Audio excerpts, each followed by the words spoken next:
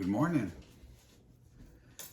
Well, what we're going to do this morning is Katie has got this, my daughter Katie, got for Christmas, she got this beautiful, beautiful new cappuccino espresso maker. And she loves to have a cappuccino. Oh, not cappuccino, you like to have mochas. Mocha cappuccino, it is a cappuccino. But we ran out of chocolate syrup. And as her daughter, my granddaughter Izzy would say, that's no problem.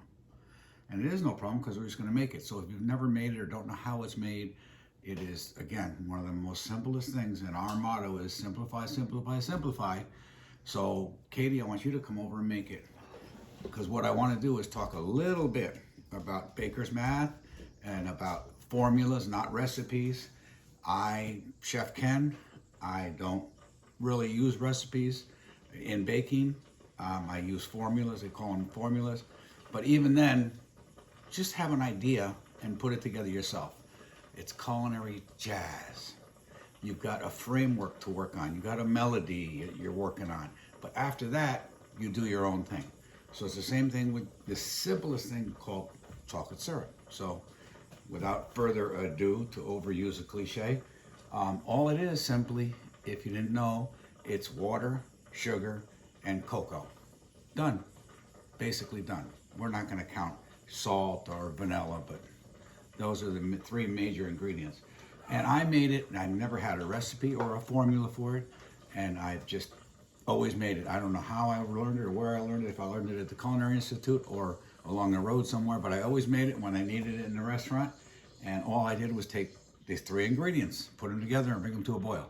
So if you wouldn't mind, we're going to scale it this time to see. So we're Zing out our scale. Again, get a scale. Okay. We're going to put Ounces? it on, no, we're going to put it on grams, just because grams are easier to remember. But for spatial recognition and for getting an idea, we're going to use a cup measure. I just, from my vaguely in my mind, I know a simple syrup is a cup of sugar and a cup of water. Now, sugar in baking is considered a liquid. It's just in solid form. So if you were to take that and make it a liquid, it's going to weigh about as much as water. And water, for 1 cup, 8 ounces. Everyone should know this. I don't know, today in school they don't learn this, but 1 cup is 8 ounces by volume, which also is 8 ounces by weight. That's how we get 1 ounce and 1 ounce. 1 ounce of water, it equals 1 ounce of weight. 1 ounce of volume equals 1 ounce of weight. So we're going to take, we want to make a thicker syrup, a heavier syrup. We're going to take 2 cups of sugar. Okay. Will that fit in there? Yeah. It fits in there. Look at that. It's just made for that. Say good morning, Katie. Good morning. She's not ready. She hasn't had her morning mocha yet. Go Ready? ahead. And guess what? We didn't measure it exactly, did we? I did not. It doesn't matter.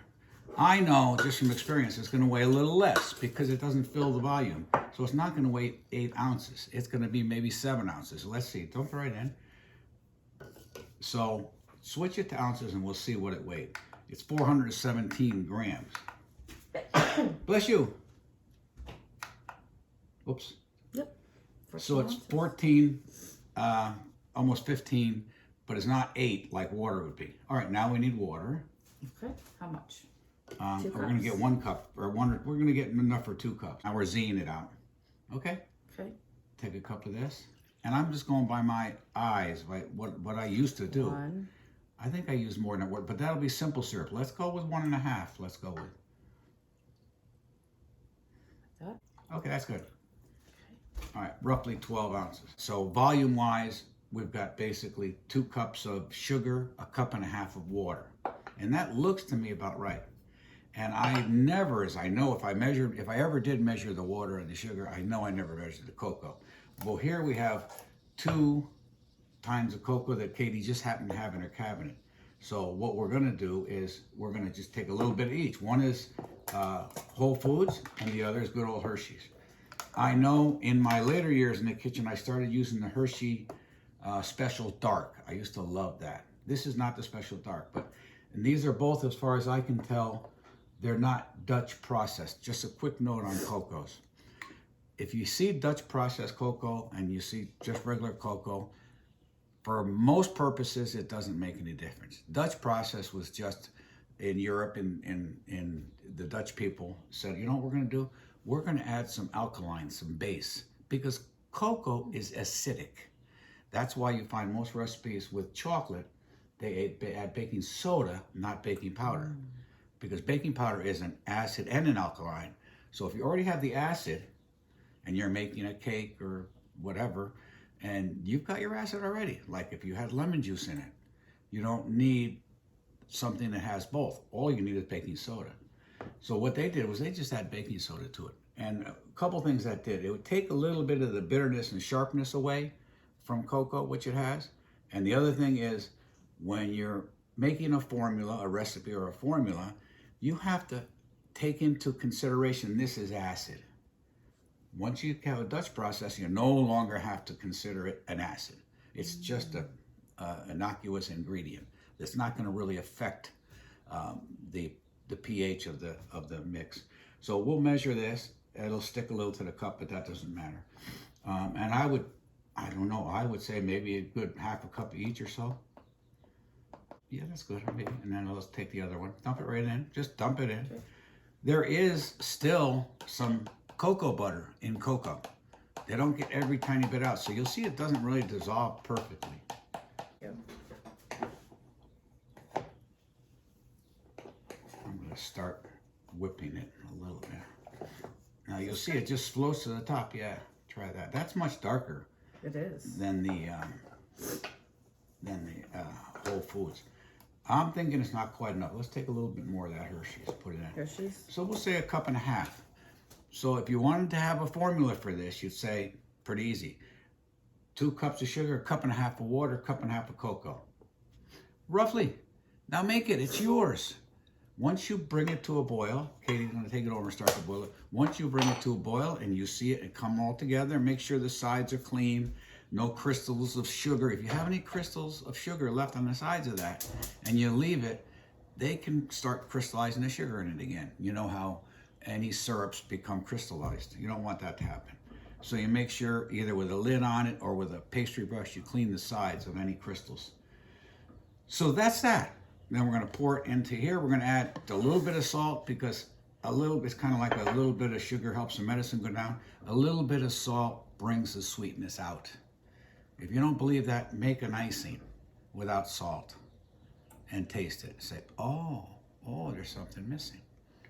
Make a cookie without salt. Oh, there's something missing. You need the salt. And a little vanilla. You don't have to add vanilla if you want. You could add peppermint. Oil of peppermint. You can add peppermint flavoring, almond flavoring. If you put almond extract in there and use that for your mochas, oh, that would be delicious. Again, it's jazz. Do what you want. The other thing you can do with that is that's basically a simple syrup, a little heavier to my liking. I liked it a little heavier because it can be used for garnishing cakes. It can be used for different things. It can't be used for hot fudge. If I were to make hot fudge out of that, all I'd do is put a little heavy cream, a little hard chocolate of some sort, either baker's chocolate or semi-sweet chocolate or even milk chocolate.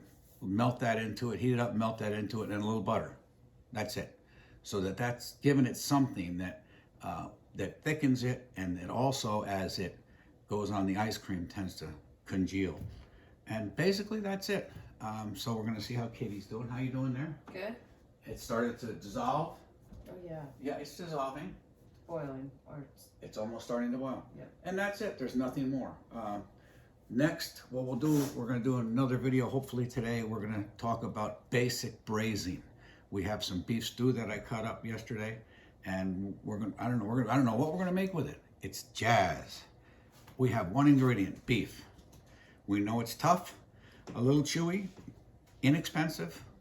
What do we do with it? So that'll be the next episode. And when we do that, we're going to make mochas right here, and we'll have our syrup ready. We'll show you how that turned out. So for now, that's Chef Ken and my able-bodied, beautiful assistant, the Vanya of Vittles, Katie. Bye. Bye-bye. We're back. The syrup's all ready. We put in a little salt, a little vanilla. We've got a a vessel to put it into. Katie's got the syrup here. I'm gonna get a ladle to make it safer for her, Okay. unless she wants to try to pour it. No. I, in my culinary prowess, might not pour it, unless I did it in a sink. But we're gonna put some in here. That might even be a little more difficult, huh? That's perfect. Okay. I was over there whipping it as it boiled, and I could just tell, again, this is something you have to just see and learn with your eyes and your senses, that the viscosity is what I'm looking for. I don't know what Hershey's or anybody does. I don't know their ingredients. I'm sure it's just basically sugar, water, and cocoa. But as far as the concentration, I don't know. I know what's worked best for me and most versatile. This is not thick, but it's not thin. And again, once it's at room temperature or even refrigerated, it'll be a little thicker so you can work with it a little better. Water is cheap. Water is cheaper than cocoa or sugar even. So unless you live here in Seattle, water's pretty high price, they tell me, right? Yeah. Yeah. Highest in the country. We were talking about that yesterday with Katie's husband, Dan, and I just said, I remember our first apartment we had, the monthly water bill was maybe $5 or $10. Okay, so it's all set, and I'm gonna put, I don't know how many pumps she likes, 1, 2, 3 pumps, let's say. At Starbucks, I love Starbucks coffee. I'm not gonna, advertise for them or anything, but I do like their coffee. I like a rich coffee, and we'll talk about concentrations and amounts of coffee to make one day too. I learned a lot about that from my son, and but I know at Starbucks I like if it's a venti, which means 20 ounces, I just want 1 or 2 pumps. I don't like it real sweet, but I do like my mocha. So there, her mocha's ready, her syrup's ready. She's good for another several months, I would think, don't you? All right, have a great day, and come on back, and we're gonna make some braised beef.